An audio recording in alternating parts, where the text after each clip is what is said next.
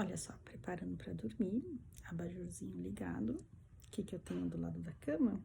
Um vidrinho Rolon com óleo de coco fracionado.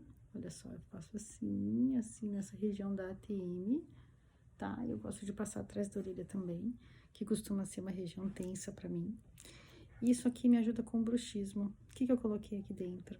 Lavanda, capim-limão, bergamota e manjerona, tá? Combinação infalível para relaxar, atua direto no sistema nervoso central e ajuda você a desapegar do controle. Bora dormir bem? Beijo!